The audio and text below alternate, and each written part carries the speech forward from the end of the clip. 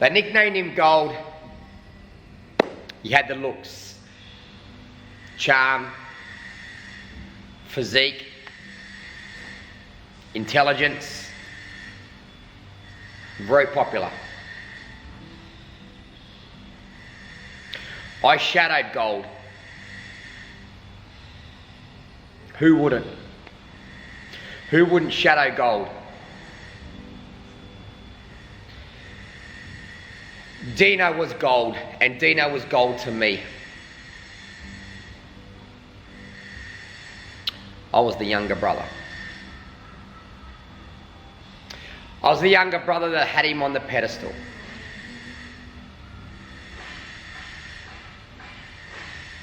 So you can only imagine that day. You can only imagine the day that I'd get the phone call from Dino telling me something's not right. He needed to talk. I just knew in the tone of his voice, I knew in the tone of the voice that something wasn't right. So I did what any other younger brother would do. Would drive on to Brisbane, go catch up. He would stay with mum and dad at that point of time, and something was clearly wrong.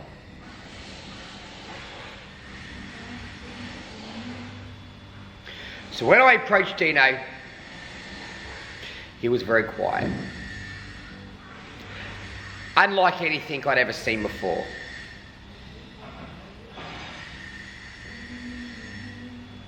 To break the ice, I thought, I'll do what boys do and we'll go for a beer.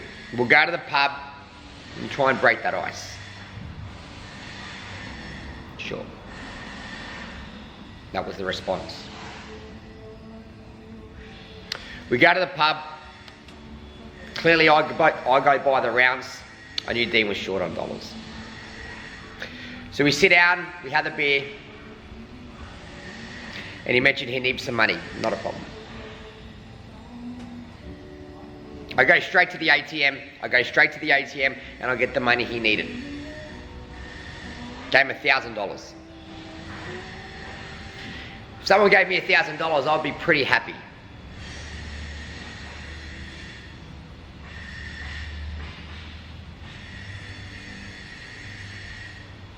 Not in this case. Clearly we're looking deeper than that. This isn't about money. This is more about money, and this is serious. We get halfway through that beer and there wasn't a lot of conversation going on. Actually, Dean couldn't even look at me.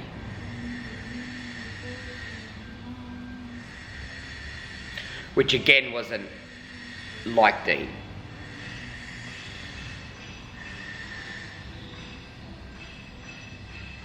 Dean talked to me. Leon? Yeah. I'm going to kill myself.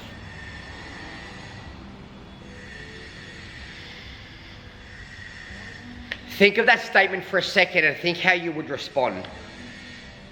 And is this guy serious? He's gold. He's gold, you know? He was deadly serious. So what do I say? What do I say? I say something that was so stupid, which will haunt me for the rest of my life.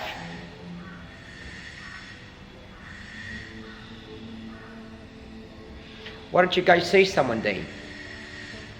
Sure, he replies. Cool. Well, that was easy. Well, I'm a great brother, aren't I?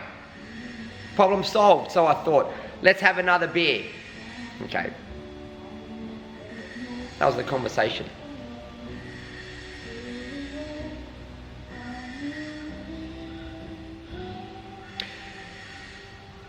A week later, I get a phone call. 7 a.m. I get a phone call. It's Dean. My first reaction is, why is he calling me at 7 a.m.? Anyway. I hung up because I was in a meeting. I thought that meeting was a little bit more important than Dino at the time. I say that because that's the truth. Isn't that horrible? Isn't that horrible that I didn't actually answer that phone call? It took me a long time to tell people that. 5 minutes later, I tried to ring him back. His phone was off, straight to voicemail.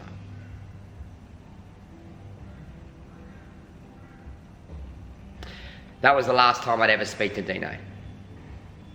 He left a voicemail message. Hey bro, so sorry, but I gotta go.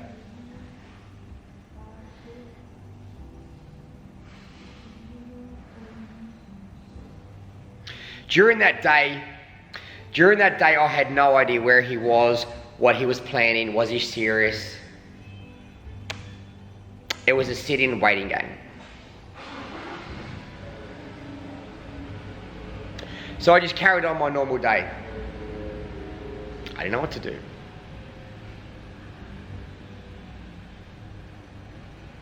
So I drive up the freeway, and I hear a song that comes on the radio that would haunt me to this day.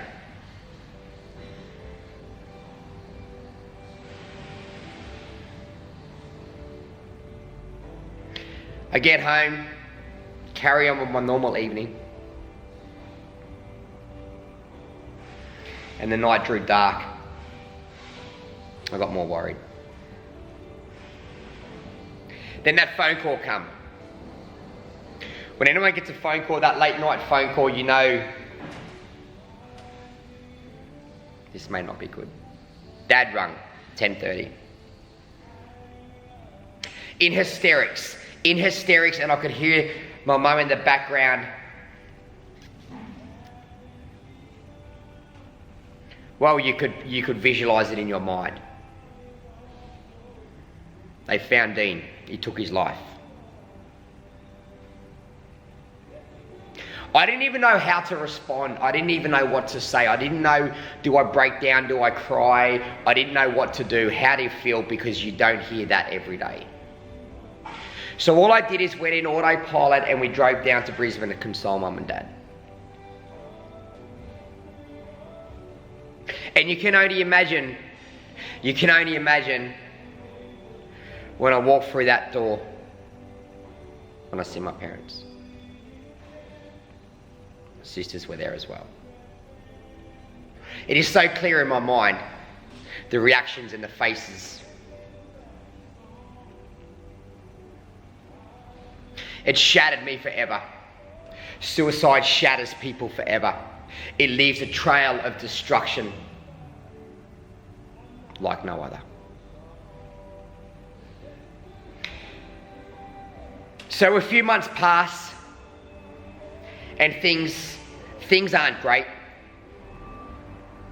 Things are horrendous. The blame game continues.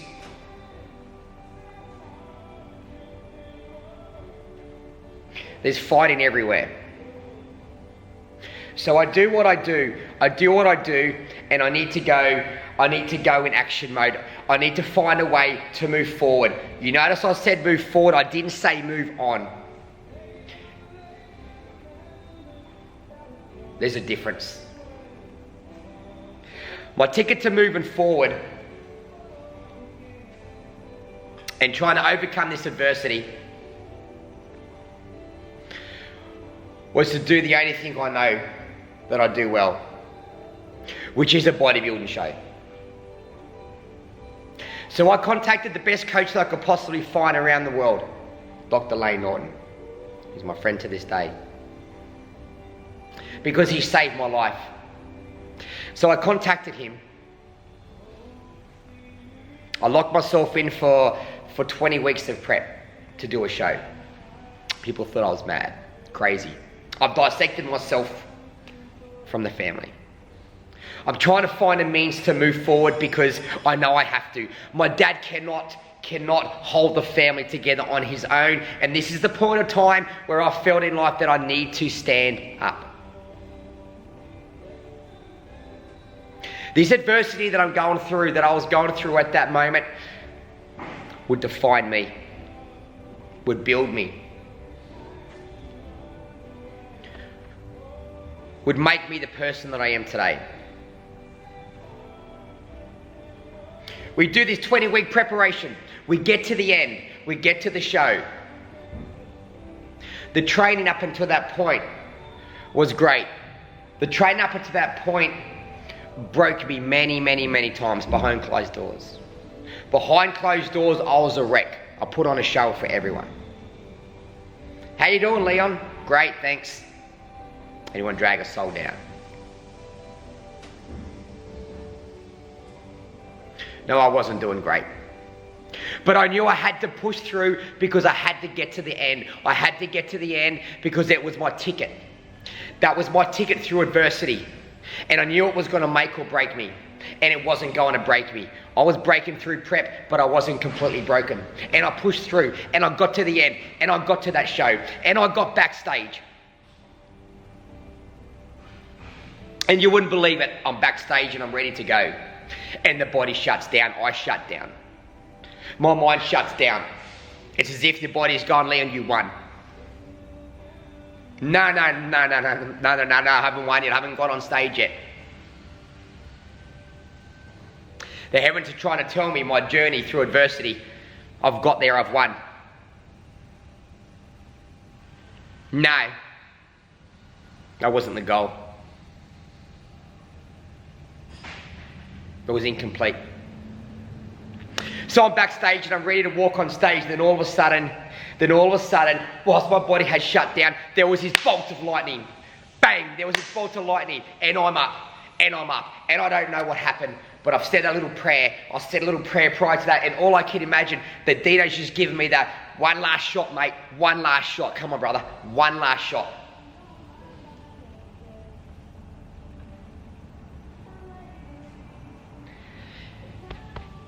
He was there the whole journey. So we got caught up on stage and I ran up on the stage and I hit a pose like I've never hit a pose before, and we went through our poses and we got to the end and they're sitting there and they're about to name the winner. They call fourth place, they call third place, they called second place, and the second place was not my name, first place. And the emotion at that point of time.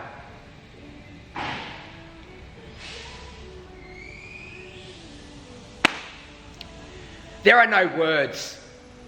There are no words what I've learnt through that journey, through adversity. I was given the microphone to talk in front of 5,000 people at a fitness expo. I told them what happened.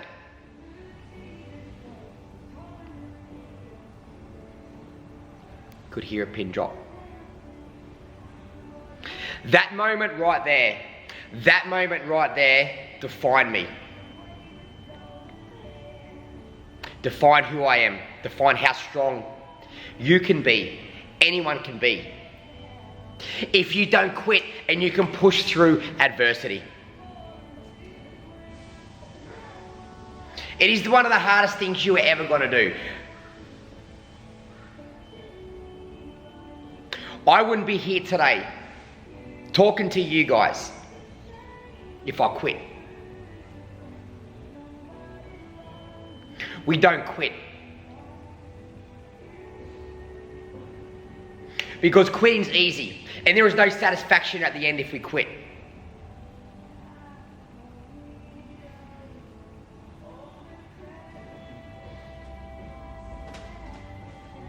So as this shadow was born when this hat was laid to rest. It's Dino's hat. It's my hat.